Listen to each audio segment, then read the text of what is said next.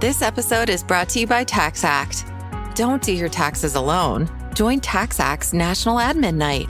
Admin nights are social gatherings for getting through your to-do list. So get ready for a night of fun, finding deductions, and filing taxes with TaxAct, where you can file your federal and state return for just $49 through April 8. Let's get together and get them over with. Visit taxact.com/admin-night for details.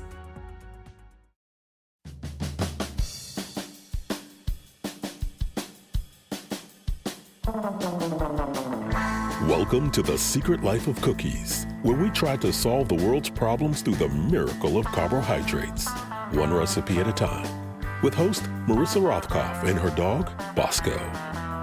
This week's episode is a very special episode.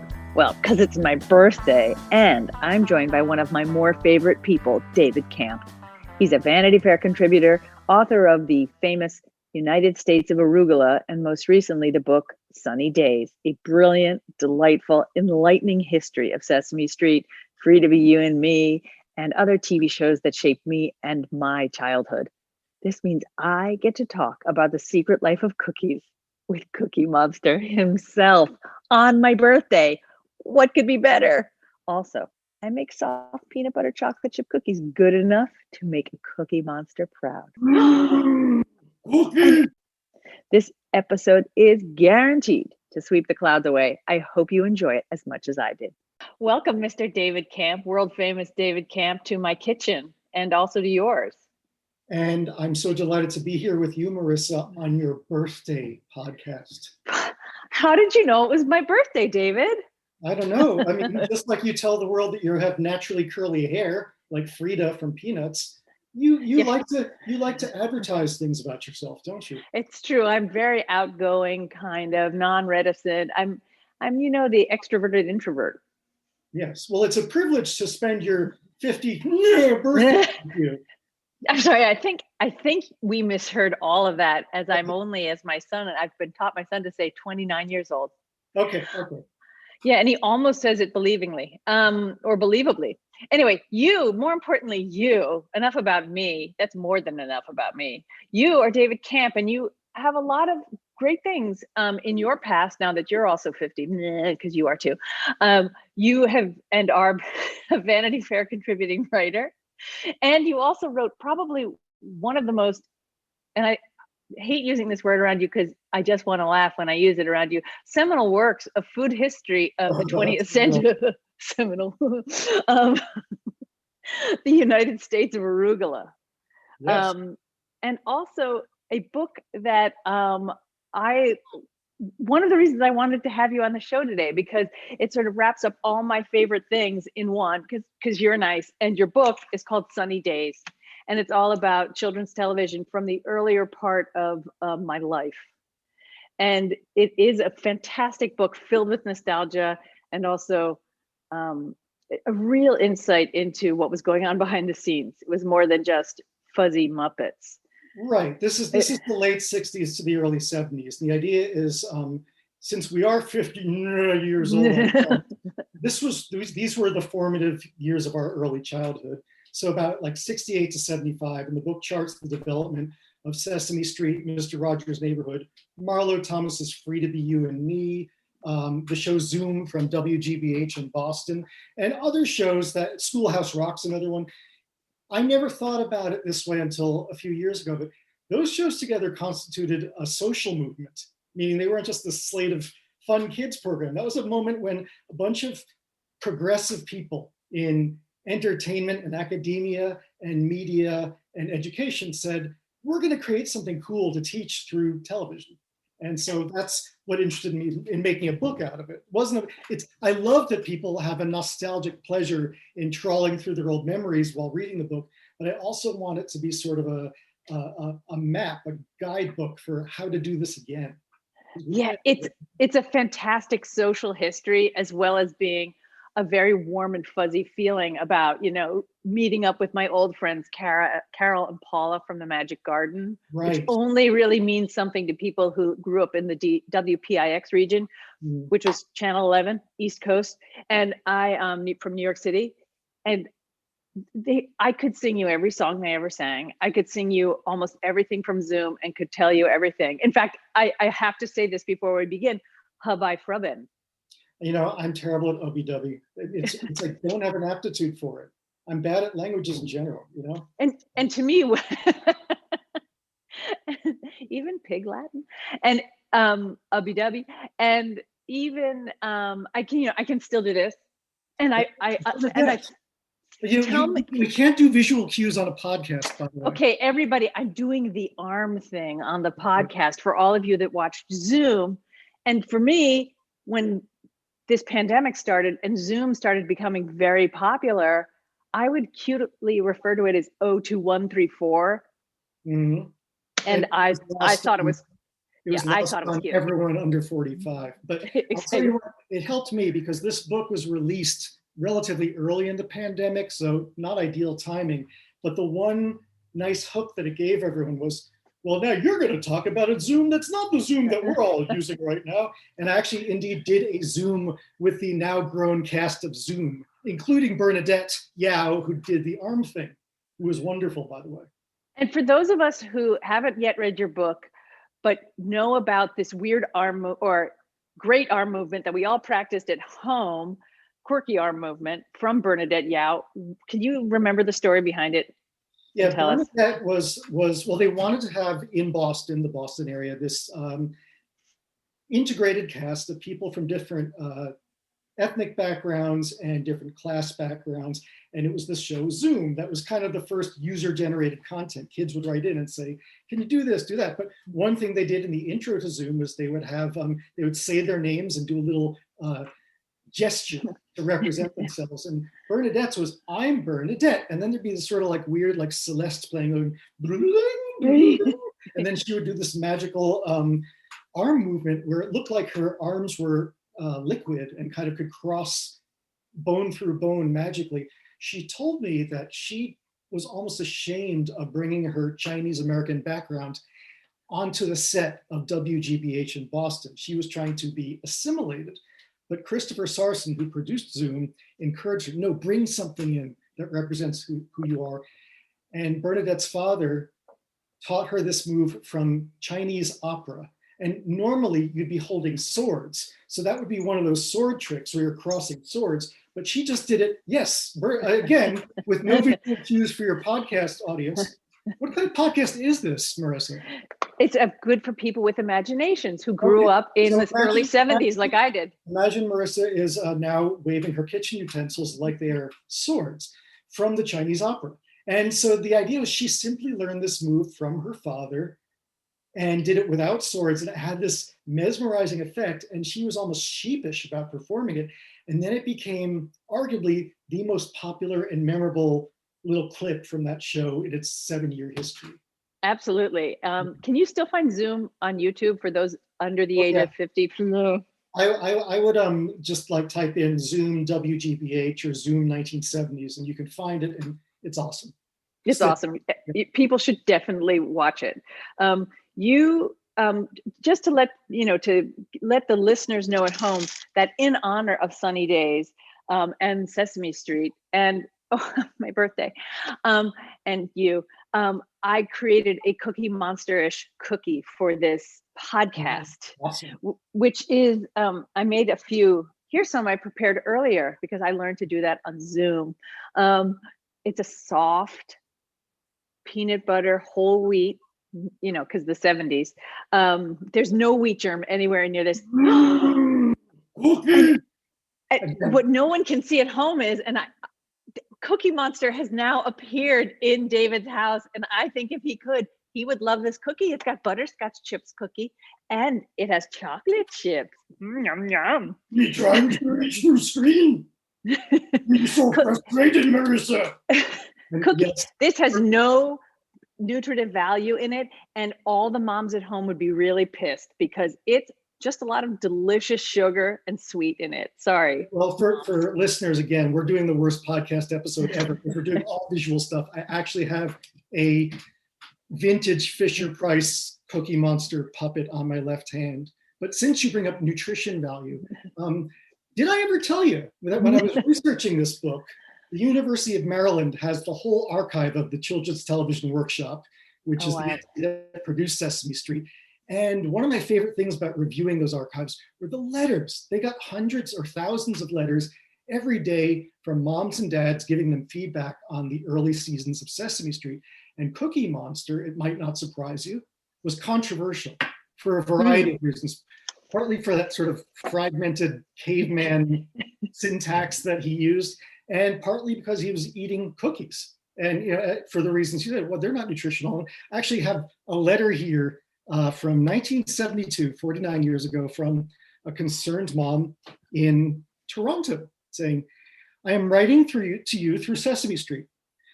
Would you please pass along my opinion? I would like to see Cookie Monster changed to Apple Freak or Fruit Monster. It goes on. It is an unusual cookie that is better for you than a piece of fruit. Making children think cookies are fun to eat isn't fair to us mothers. I hope some consideration is given to this.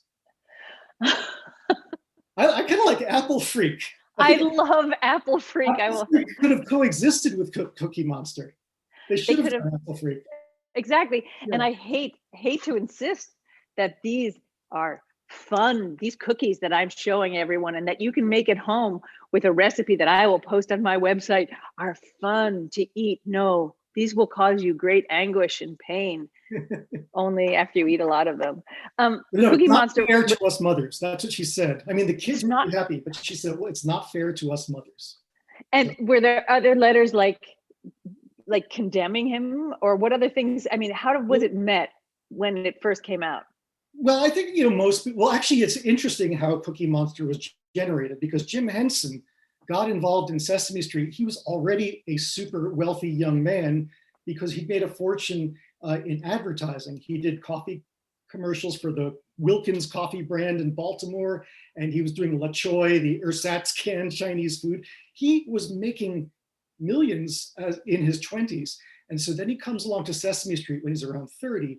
And he basically decides that if I'm going to work in public educational TV, it's a bad look for me to work in advertising as well. So he forswore all of that lucrative work to work on Sesame Street.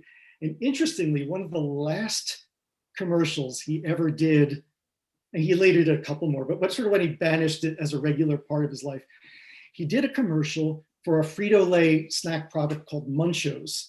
And there was actually a monster called the Munchos monster who came along and said, "Me like Munchos." and he was the Munchos monster was kind of lavender colored, but otherwise looked exactly the same. And then cut to a year later, they're doing Sesame Street. The same Muppet has been re-dyed blue, and this Muppet has switched its preference from savory to sweet snacks. Hence the birth of Cookie Monster. He originally liked Munchos. That's fantastic. Mm-hmm. I think he stands out better as a blue puppet. Anyway, the thing that struck me about your book was a lot of things. Actually, there are a lot of parts that really stood out to me, and it's much more, as you say, than the nostalgia of it. But it's talking about what the kind of the movement, the children's liberation movement, I think you call it, yes, that gave birth to, what I just think of as fluffy Muppets that entertained me as a kid was really like something that was born out of the 60s, like all the other cultural movements of the time. Yeah, it's directly consequential of everything that was brewing in the 60s. I mean, it was a time not unlike now in a lot of ways, in that you had an uncommonly progressive governments. You had Lyndon Johnson trying to enact these enormous Great Society programs to alleviate poverty and imbalances, inequality in education. And you also had both chambers of Congress had Democratic majorities, way more so than today. And then you also had activism going on. You had the anti-war movement, you had the feminist movement, and you had civil rights movement. And this was almost something that people who were young parents at the time took up as, this is our corner of the movement. And so they said, what can we do? And the other thing that's happening is TV is just getting bigger and bigger and bigger progressively from the 50s through the 60s into the 70s. So I think I think by the time Sesame Street came along, the average American kid was watching some absurd amount of TV, like 5 or 6 hours of TV a day.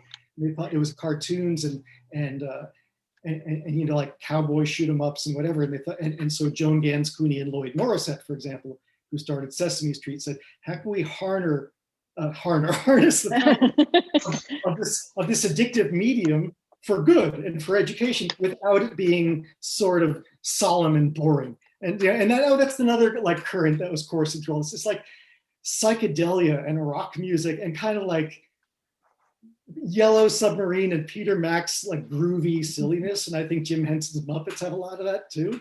Yeah. Technicolor freak out nature of it all. Cooney and him, yeah. He had like a background in the OSS that he brought to this. That Mollett had that. Well, Lloyd Morissette, he was mentored by people with a background in the OSS. That's the last little tributary of social history that I'm going to throw in here, is that psychology, which had always been kind of stigmatized by Americans, like, mental health. Who wants to talk about that? Yes, still. The social sciences and psychology in particular became much more accepted in the 60s. And Lloyd Morissette was a trained psychologist who was also working for the philanthropic Carnegie Corporation. Yeah, you should also, my father was a psychologist, a turtleneck wearing, socks with sandals psychologist. Listening, Ginsberg reading, clove cigarette smoking, and a St. Vincent. I don't know. Dr. Rolkoff was a head cat, is what you're saying, right? Total head cat. But anyway, just the idea that early childhood development, that phrase which is so common now to anyone who has kids, that phrase did not exist until the early 60s. And that was Lloyd Morissette's remit, was to like, how can we use the new psychology studying early childhood development to help kids in need? Mostly at the time, they were thinking about Black kids in like inner city New York or St. Louis or Boston. And Joan Gans Cooney was not even interested in kids programming at the time. She was interested in using TV to alleviate the effects of poverty, whether by raising awareness or actually directly helping people. And so it was one of those things where they were at a dinner party and he was saying, child psychology TV. And she's thinking, alleviating poverty TV. And it's that Reese's Peanut Butter Cup commercial moment where it's like, you put chocolate in my peanut butter, you put peanut butter in my chocolate. It's a perfect match. And from that dinner party, they decided to combine their disciplines. And it took 3 years, but out of that came Sesame Street, November '69, when you were years old. I was not conscious then. I just want to point that out to people. Even though I was ageless. Ageless. Yes. I was very young. I undoubtedly was watching TV though. How they decided on who the characters would be was fascinating to me. You talked a lot to Loretta Long, who was Susan, who if she walked into this room right now, I would recognize her, right? I mean, some of these people sort of raised me. Yeah. And Gordon himself was a former teacher too, or? Gordon was a producer and writer on the show, Matt Robinson. So he was not really an actor. He was kind of reluctantly coaxed into being a cast member because they thought he was so right. He had the right presence. Loretta Long was a teacher and an entertainer, and she was a young woman at the time. She played Susan, who's kind of the maternal Black figure on the show in the early years. And the story she told me that I like the best is so great because we all forget that there was a time when Sesame Street didn't exist. So we didn't all have this common point of reference of Ernie and Bert and the stoop and this weird inner city, slightly dingy, view into a certain world, a certain urban neighborhood. And so she gets this job. She auditions, only Black woman to audition, by the way, for the part of Susan. It wasn't explicitly conceived as a Black woman originally, but Susan gets the part, or Loretta Long gets the Susan part. She calls her parents, who are back home on their farm in Michigan.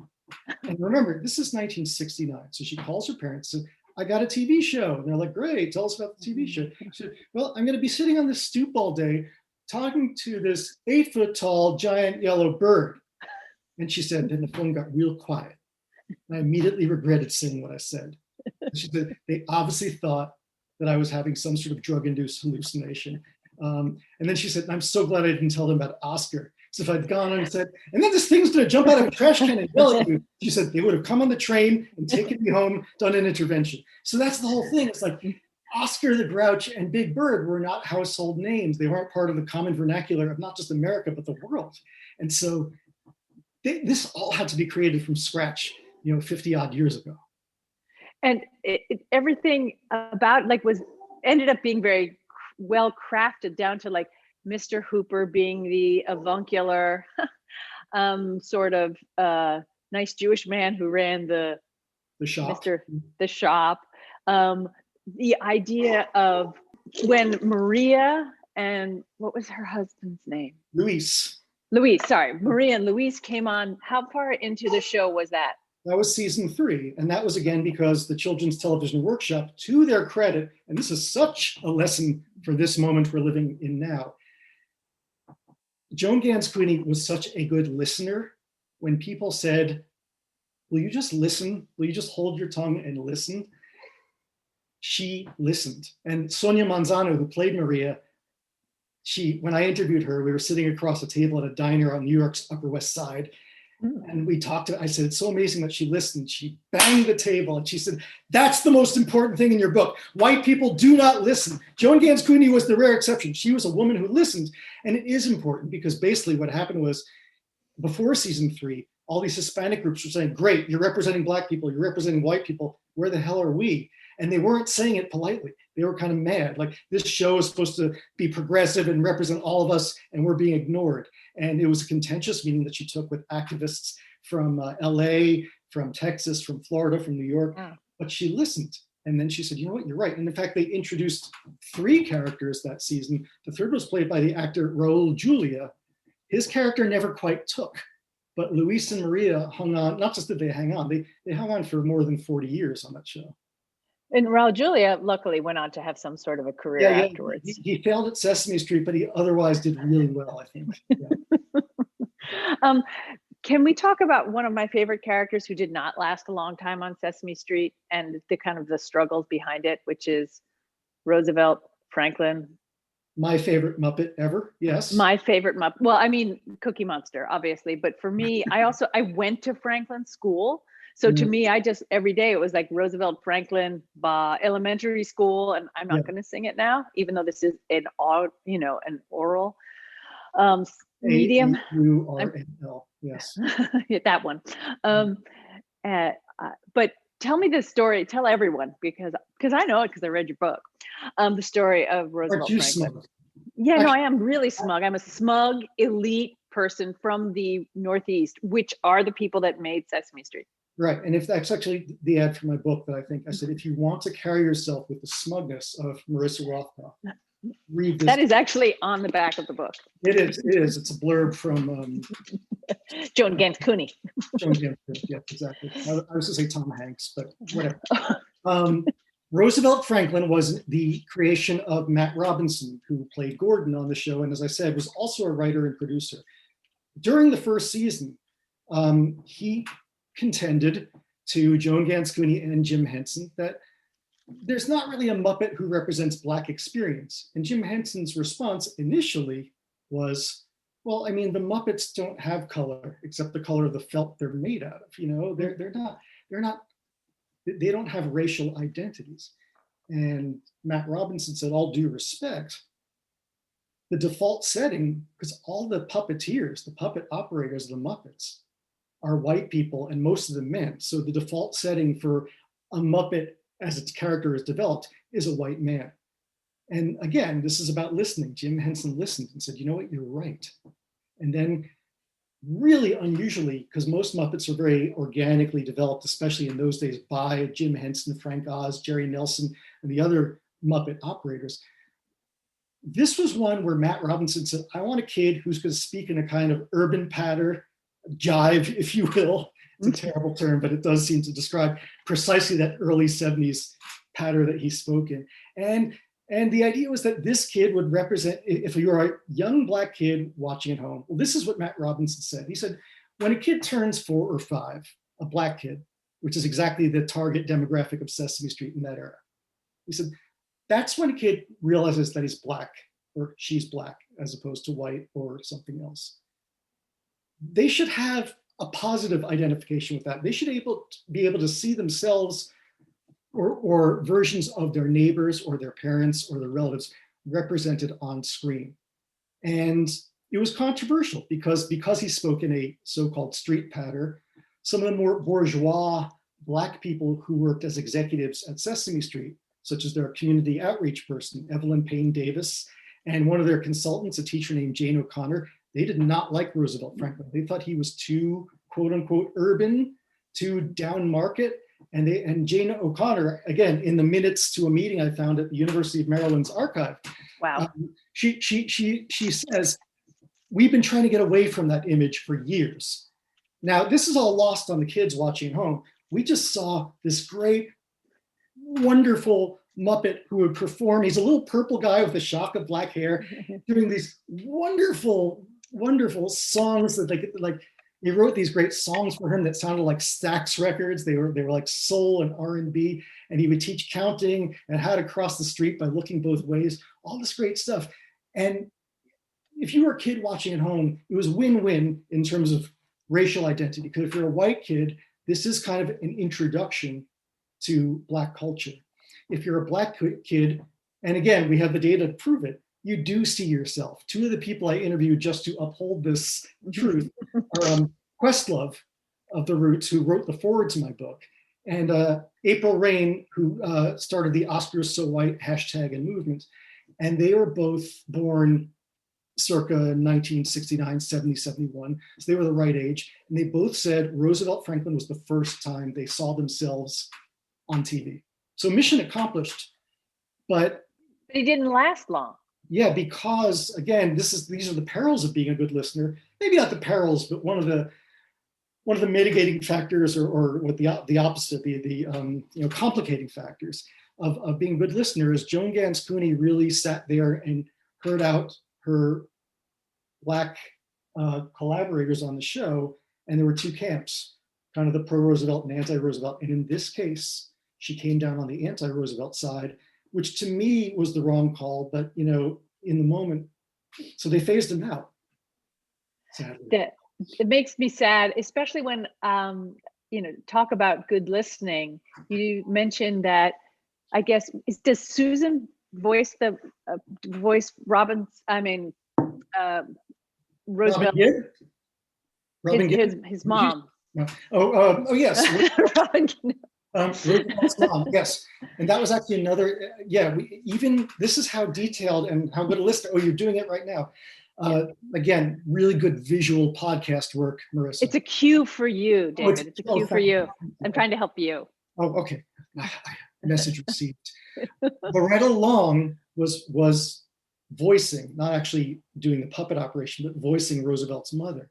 But she said to Jim Henson, you've got the posture of that Muppet all wrong. If she's playing a Black mother, she needs to have her hand on her hip with her elbow pointed directly outward. And so he actually rewired Roosevelt's mother, the Muppet, so that she would have what Loretta describes as a more Black woman posture to her. So again, the level of listening, and actually I want to share with you, I have one other good letter about how they got a lot of feedback on stuff they did. This isn't about Roosevelt, this is about the Count von Kamp. Yeah. So he is introduced in 1973, and initially, the first sketches with him had a lot of cobwebs and dark lighting and wind sounds, that sort of thing. And parents freaked out. There's a lot of negative feedback. And there's one that I have to read for you because it's about Cookie Monster and Count. Oh, good. Dear sirs, this is a mom in Maryland or something. I would like to inform you that you have a number of 2-year-old viewers. They are very impressionable at this age, and your Cookie Monster can and often is frightening to them. Count von Count is an evil-looking character and is frightening. In this regard, my 2-year-old son has begun to have nightmares about your program. He awakens screaming, "No, Cookie, no!" As a result, no more Sesame Street. So, no, Cookie, no! I do. I have similar dreams, but they're just about giant cookies and never mind. Like the ones you're baking today. Exactly. Yes. But I want to know how that kid is now. I wish you could do a follow-up and we could find that kid and find out if he still has bad dreams, if he let his own kids watch Sesame Street. Did you let your kids watch Sesame Street? Oh yes, absolutely. My kids are now in their early 20s, but they watched. Oh, close to my age. Yes, yes. Of course, darling. Yes. But did they enjoy Sesame Street in the same way you did? They did. I mean, just because even in the 90s and the early 2000s, there's already that fragmented media universe where they had other choices. So they could watch Nickelodeon and they could watch Disney and so forth. So I don't think Sesame Street was as central to them as it is to us, but it was a big deal. Absolutely was a big deal. Yeah, I mean, having worked at Nickelodeon for a large part of my early career, I made my kids watch Sesame Street because to me it was so important and it was so kind of pure, if you like. And I realized that any Elmo segment was exactly the length that a mom needed to take a shower. Yes. So you could just plop Junior in front of Elmo. Elmo would scream at him for 10 minutes. And then I could emerge from the shower clean and the kid was probably safe. Yeah, and the other thing is that the music was so good. Like, it was nice for me to catch up on all the songs they'd written since 1970 when I stopped watching the show, and then to catch up and say, right through the 80s and 90s, they were still cranking out really good Sesame Street tunes. Lin-Manuel Miranda said that the Sesame Street songbook is the closest thing we have to a great American children's songbook, and he's right, because at least for a significant chunk of the population, everyone knows those songs and can still sing them. Yeah, and I hope everybody. I was going to say, I've got two eyes, 1, 2, all those songs. And of course, and I would like to sing for you, Mana Mana. Right. And you're going to, right? I'm going to, but I'm going to close out the show that way. Okay. But I could still. And C is for cookie. I mean, my God, that should be the theme song for your show, shouldn't it? Yeah. And I named my daughter Kate with a C because C is for Katie. I mean, it's all there. Let's just say it's all there. One of the things that preceded, and I don't want to leave this before, I don't want to forget about the other gentle influence in my early youth, which was Mr. Rogers, who preceded Sesame Street. And I think I worry that if I watched him today, I wouldn't feel the same way. I'd be like, he's kind of creepy. But at the time I didn't. Assure me that I wouldn't find him creepy. What's weird is that I had the opposite process to you. Oh. I actually found him strange when I was a kid because, I grew up around rambunctious Jews who were like, get the hell in the car. And then you had this really gentle man who also happened to be a Presbyterian minister, talking really slowly in dulcet tones with this keyboard music playing in the background. And I thought, this is so weird. I've never seen an adult behave like this. And so I liked Mr. Rogers, but I didn't love that program when I was a kid. But then as I reviewed his stuff as I got older, I thought, this man's brilliant. This man has the way in to connecting with kids through their emotional intelligence. Talk about early childhood development. Like he had that insight. And so I actually think it holds up better. It's almost, a lot of adults still watch his reruns because they do give you, especially in the last 5 years, they do offer some psychological balm and solace and all that. I agree, actually. I don't find him creepy in the slightest. I find him incredibly soothing. I like the fact that his demeanor and who he is holds up over time. No creepy stories came out. He just turned out to be a nice, decent man, and it kind of makes me want to cry when I think about him or I hear stories about him. I don't think it's an accident that, like, in the space of 3 years, Morgan Neville's documentary about Fred Rogers comes out, and then Marielle Heller's movie with Tom Hanks playing Mr. Rogers comes out, and then my book comes out. I think that's a collective generational yearning for a gentler time or a more like respectful and civil time. but not like a straitjacketed 1950s version of that, sort of a more sort of furry psychedelic 60s, 70s version of that. Yeah, there was nothing sort of buttoned up about Mr. Rogers in his way. He was, he was a leader in having African American like characters on a show when nobody else did that sort of thing. Clemens. Yeah, that was a big one in '68 to have Francois Clemens go on the show, play a black guy playing a policeman first of all, and then that scene where they're both hot and they put their feet together in the sort of kiddie pool with the hose running, and so you see a pair of brown feet next to a pair of white feet, and just that image alone, if you're an impressionable preschooler, you see that as normal and you retain that as normal. So that's right. And there was no beating you over the head with the fact that you look brown feet and white feet, it was just feet.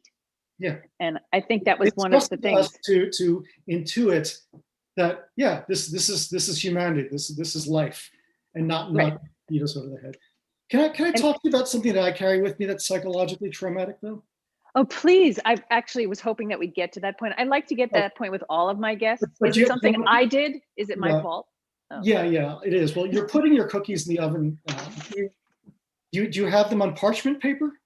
I do. I have them on organic parchment paper, non-bleached or parchment paper. So it's like very brown and looks very wholesome.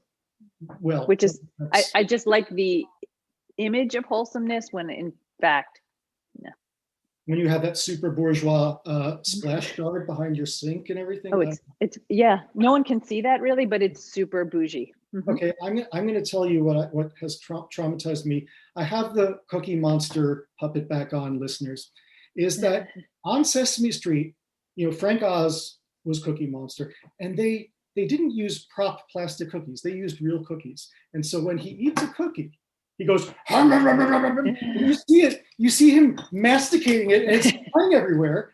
But all there is this expanse of black felt in the mouth, and so genuine cookies are like just being crushed and falling all over the place on the Sesame Street set. And I'm wondering, like, did those cookies go to waste?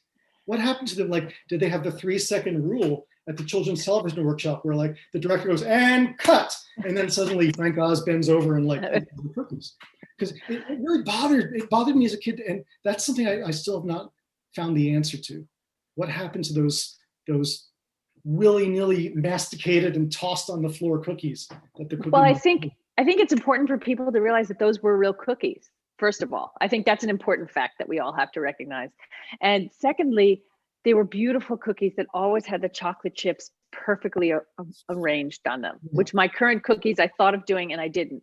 But but I always felt bad for Cookie because he never seemed to swallow the cookies. Yeah, that was an issue too. And I'm still processing it, and I think it's why I have issues with completing tasks, because Cookie Monster did not have a gullet through which to process the cookies.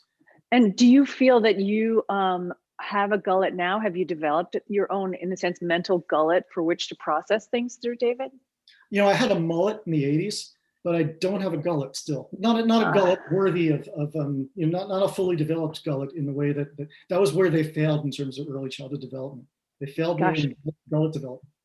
I'm really sorry to hear that that's the kind of scar that you've been left with, and maybe you coming out today and talking about that, we are talking about mental health. They failed to teach me the letters G-I.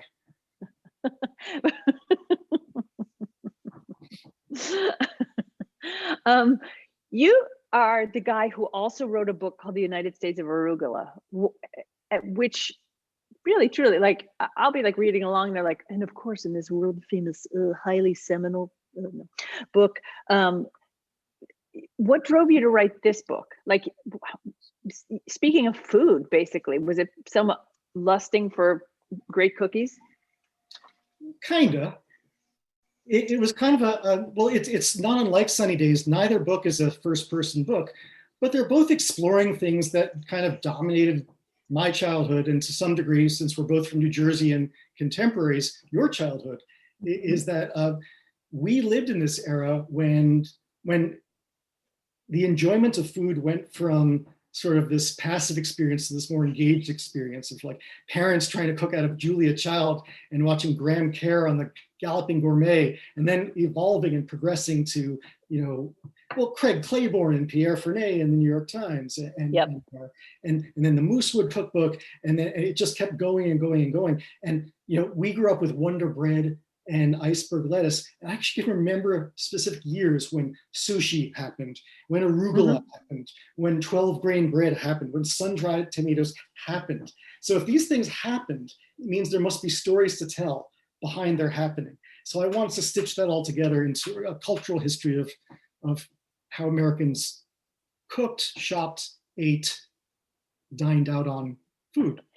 And you mentioned the Moosewood Cookbook, and you also, not content just to write these books, you became a lyricist recently, or kind of recently, I guess, in writing if you'll pardon the expression, Kiss My Aztec. Is that true? Where are you? Yes. Kiss My Aztec is this sort of questionably, unfortunately titled musical, but it's a really good musical that I've collaborated on with, among others, John Leguizamo. He approached me because we're friends about doing this musical comedy set in the Aztec Empire at the time of Spanish conquest, but in a kind of Monty Python Spamalot way, meaning it's a historic setting, but the humor is very contemporary. And in our show, the Aztecs actually beat the conquistadors, though we know that didn't happen in real life, but in our show, they do. And anyway, so John enlisted me as a lyricist, which is the greatest fun. And it just shows that even when you're 50 years old, there's still time for reinvention, and you can do new things. And this is a new kind of writing for me, to become a lyricist, having a ball doing it. So then I thought, once you get that taste, Marissa, once you get that little taste of the business, the show business, once you get that show taste, business, you want more. Your people have always been in show business. You want another hit of that show business. Yeah, So what happens is, exactly. Rub it on your upper gum. Yeah.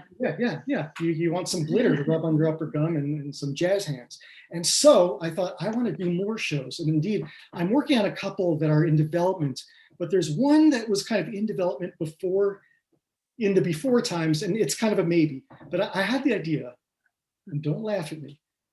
I said, what if I developed? I really like to laugh at you, though. Okay. With you. Sorry. I said, what if I did the Moosewood Cookbook, the musical? It sounds stupid, I know. No, it cracks me up. People will love that, I think. Don't you people think so? Before I forget, before we get into the Moosewood Cookbook, I want to know, because people are going to hear about Kiss My Aztec and they're like, oh my God, I need something. I need to watch that. Can they see it on YouTube or someplace?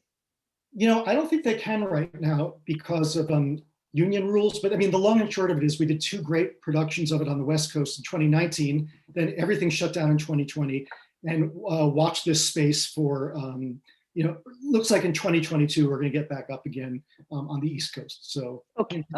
Yeah. Okay, so and then the Moosewood Cookbook, the musical. Yeah, well, it sounds like a stupid idea, but I thought- No, I think it sounds hilarious. I'll tell you why, because generationally, and again, it's all about relitigating your childhood and thinking about all the things that influenced you. And Moosewood Cookbook came out in the late 70s, and my mom and sister were both going through a very crunchy phase at that point.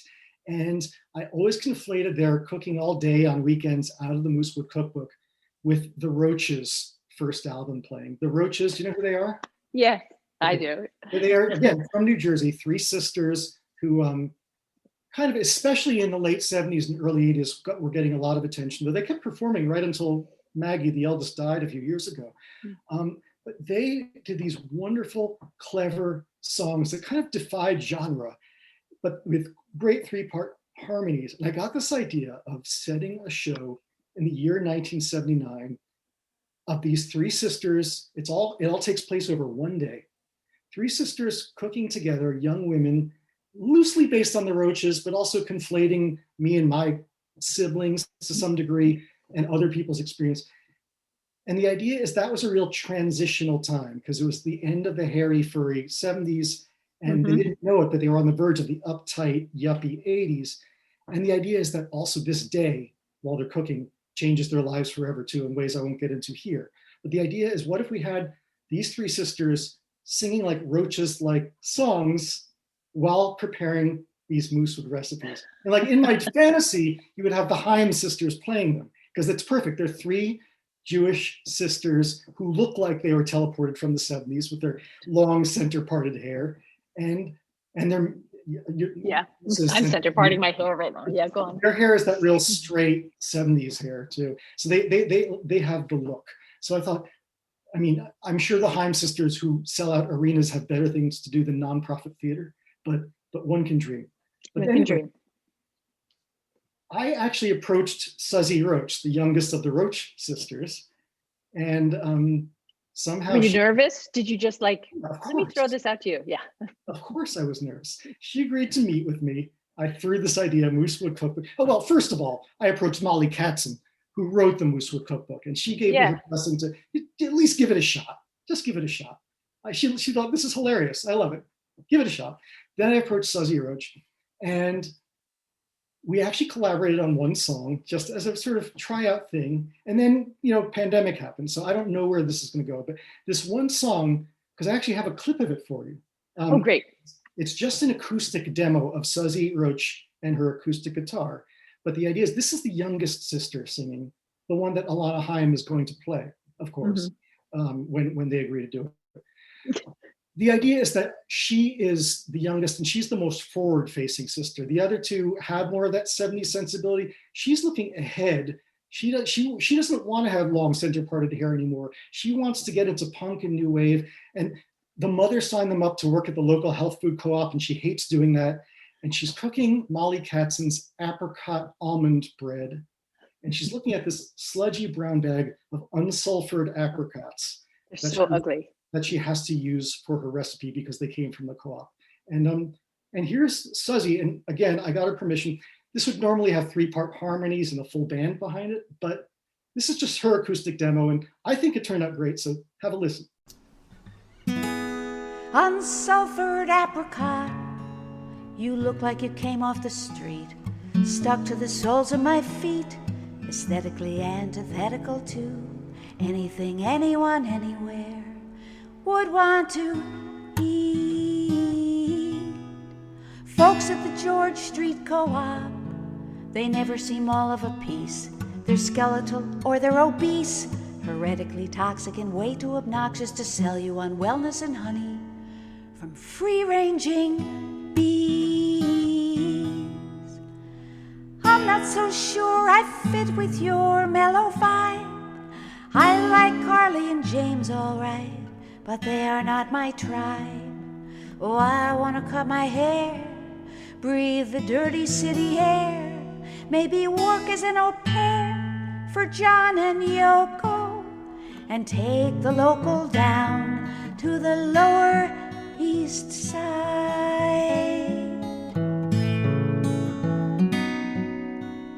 Then Richard Hell would tell me how to live the life. He'd get down on his scabby knee and ask me to be his wife. And that would make me Mrs. Hell. And you know damn well that Mom and Dad wouldn't kvel. But I'm talking out my ass, 'cause I can't get past that I'm dull as a butter knife.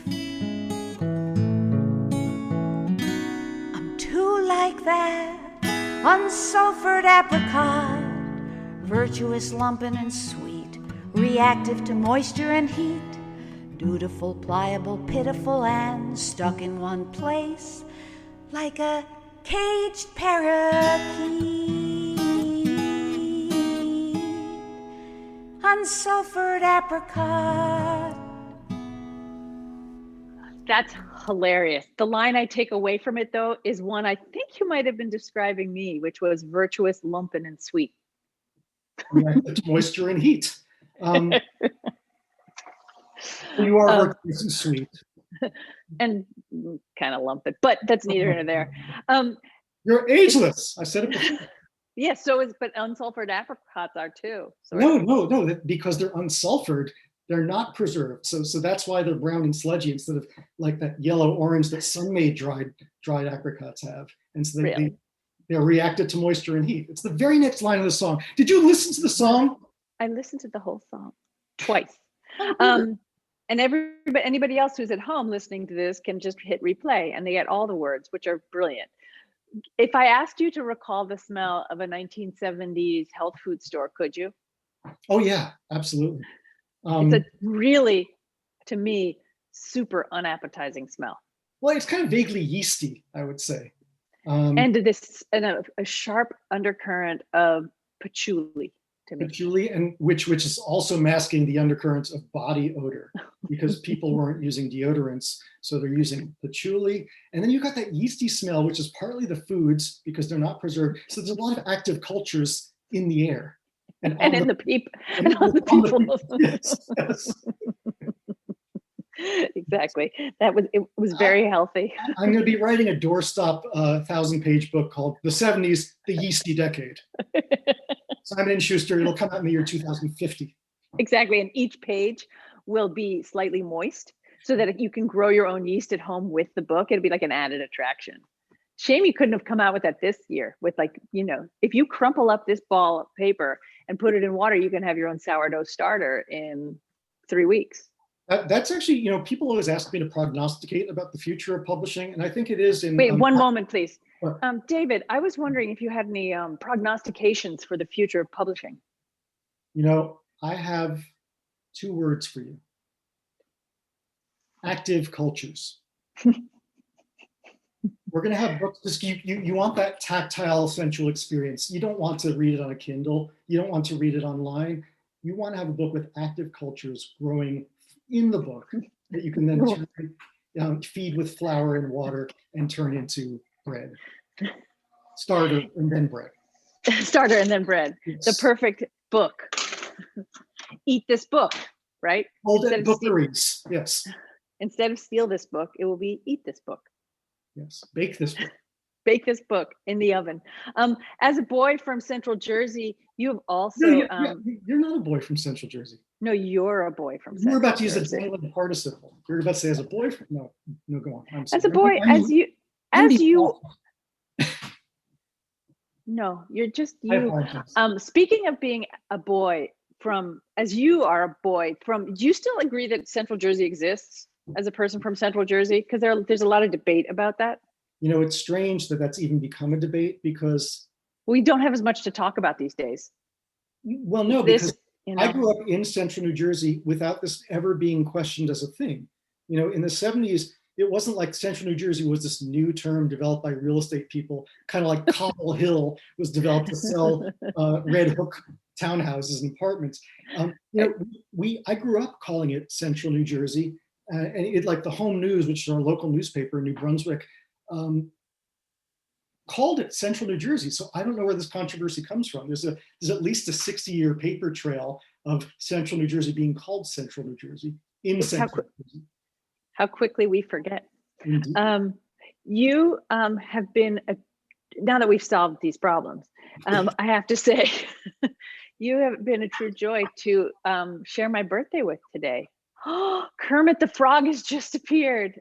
Marissa, I heard you have a birthday. Kermit, how's it going?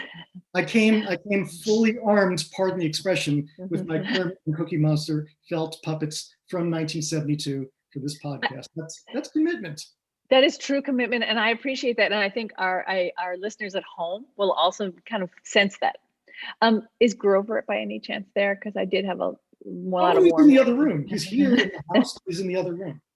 Okay, good. At least he's with you. Yes. Because I maybe it's just Blue, but Cookie Monster and Grover was my favorites. Did you have a favorite as a kid? Well, Roosevelt was my favorite. Roosevelt, but other than Roosevelt, did you also, like, once he went away, you had to have somebody else, or were you just pining for him? Well, Kermit is my favorite, but he kind of like transcends the Sesame Street Muppets because he's like the signature Muppet of everything Henson did. So I'd be with you. I would say Grover of the strictly Sesame Street Muppets. I think one of my great moments of my adult life was at the Montclair Film Festival. Yeah, I'll just throw that one in.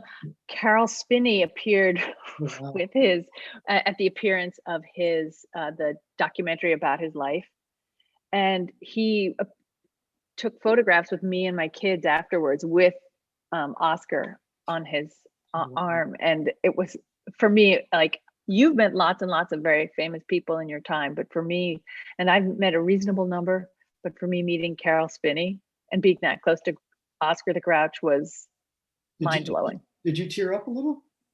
Me, it's very unusual for me to cry. I'm not that kind of person, but Sure. maybe I couldn't actually form sentences. Okay. I I am unashamed to say that I teared up in the presence of Bob McGrath, interviewing this man who's 87 years old, and then he started to cry because I was crying. So just talking about the impact that he's had on 50 years of children, and then we both started getting misty, and I was like, oh God. But I have to say, the lumping may come from the lumping in my throat, because I would actually cry if I'm heartened to hear it, because I would cry if I met Bob too. Yeah. Any of them. Maybe when you post this podcast, I'll post a picture of Bob and me together, because his wife took a nice picture of us because of our that moments we had. Triangle Bob, triangle pants. And on that's later Sesame Street. On that note, I thank you for coming this way with me and taking me down Sunny Days and Sesame Street. It's been a delight. And you know what? I know it's your birthday, but sincerely, this podcast is a gift. I've loved every episode of it. So thank you for this podcast. You are a very, very kind person, and the check is in the mail, and I thank you. Thank you so much for joining me, David Kamp, and Kermit and Cookie Monster for the Secret Life of Cookies this week. You can find my recipes on my website, marissarothkopf.com.